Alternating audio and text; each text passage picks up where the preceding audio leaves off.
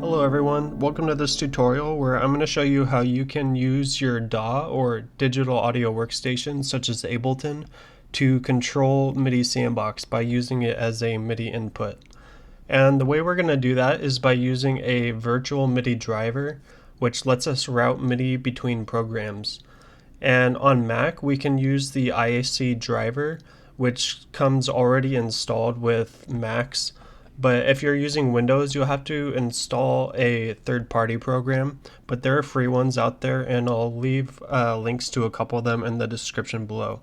So just note that if you're using Windows, the first few steps here are going to be different for you. But on Mac, we can go ahead and open up Audio MIDI Setup. And if you see this screen, we're going to have to go to Window and Show MIDI Studio. And here we can see the IAC driver. So we can just double click on this, and all you have to do is toggle this so that device is online. And if you don't already have a bus port here, you can just go ahead and add one. These are essentially like MIDI cables. So if we wanted to send MIDI to different devices, we might want to add multiple ports here. But for our cases, we only need one. So if you had to make changes, make sure you click apply, and we're just going to close that out. And now we're going to head over to Ableton. If you're using a different DAW such as Logic, that's fine. The steps should be pretty much the same. All we're going to do is open up our preferences and then go to the MIDI ports section. And then you should notice that we now have our IAC driver here. And what we want to enable for sure is the track for the output. And the reason we want to do that is because it means we can send MIDI from our DAW's tracks to the IAC driver. And we're also going to enable the remote for the input so we can remotely control other applications like Midi Sandbox.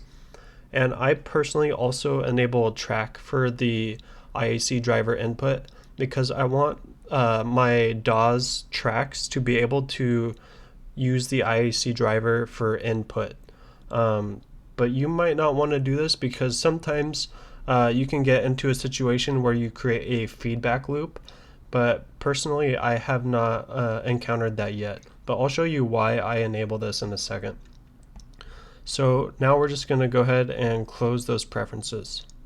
So now I want to focus on this MIDI track that we have right here. And don't worry about these other two for now, I'll come back to those in a little bit. Now we can go ahead and set the MIDI 2 for our track to the IAC driver. So any clips that we play here is going to be sending the MIDI data to our driver. And I mentioned before that I enabled the setting to allow Ableton's tracks to receive input from the IAC driver as well. And that's what I'm using for this first track here. And the reason I did that is because I want to be able to hear the notes that are coming from the second track being played through one of the plugins that I have in my DAW.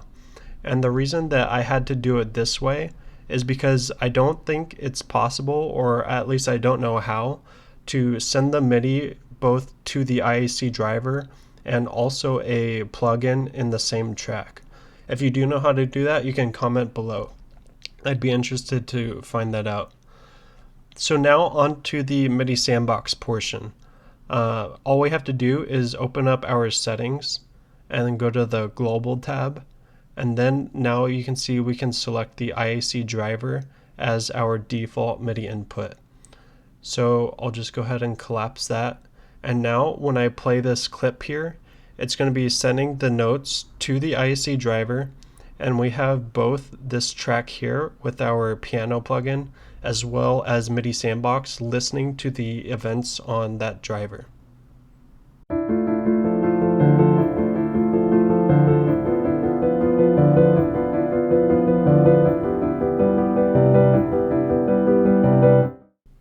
Alright, so now that that's working, I want to go over some tips. And you probably noticed that the cursor was iterating as the clip was playing.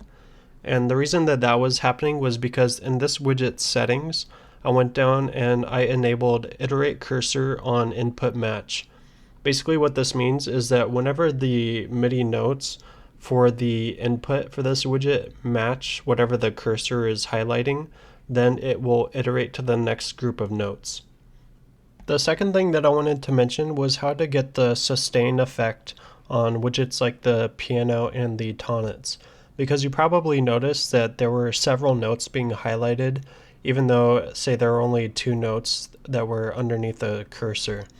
And the way I did that was I went to my MIDI clip and I went to envelopes and I selected MIDI control and then the sustain option. And you can see here that I basically added these pedal events at the end of each bar. So that's how that was working. I'll just go ahead and play the clip again so you can see what I mean.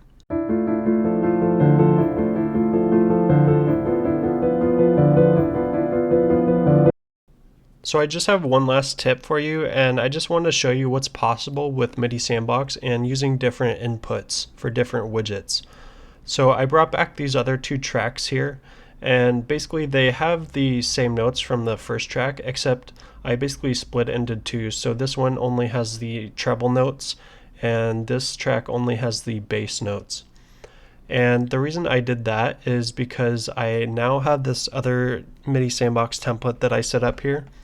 And what I did was for this tonnets widget, I selected the channel 2 for this input. So it's only going to be listening to MIDI events from this channel. And I did the same thing for this piano widget. And then these other 2 down here are listening to events on channel 3. And you can see in my DAW, I selected the treble to be sending notes to channel 2 and the bass to be sending notes to channel 3.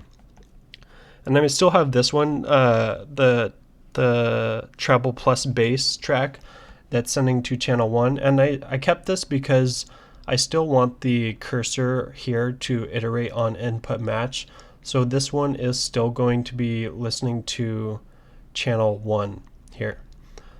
So now I can go ahead and play all 3 of these clips, and you'll see that these top 2 widgets here are only playing the treble notes, and these bottom 2 are only showing the bass notes.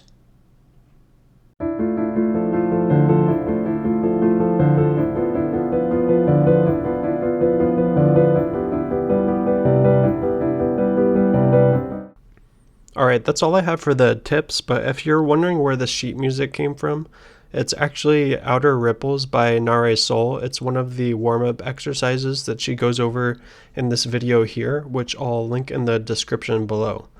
And basically what I did is I took the 3-bar loop that she had right here, and I just transposed it down a whole step, which is what she recommended in her video. And I kept on doing that until it eventually repeats itself. And also when I'm practicing on my actual MIDI keyboard, I can just go in here and select my MIDI device here so that whenever I'm playing the notes on my keyboard, I can see if I'm playing them correctly based on this cursor iterating. I just wanted to mention that in case this is the first MIDI Sandbox video that you're seeing for some reason. Obviously, the virtual driver is not the only type of MIDI device that MIDI Sandbox supports. You can really use whatever you want here.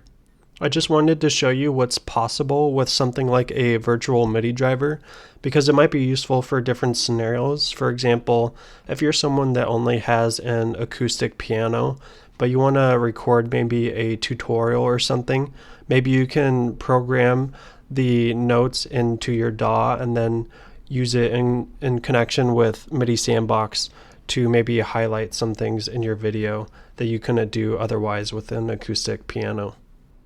And that's really all I have for this video. I'll go ahead and leave some links in the description, including a link to a Midi Sandbox template that has this sheet music in case you want to maybe use it to practice or something. Alright, that's it. I'll see you guys in the next one.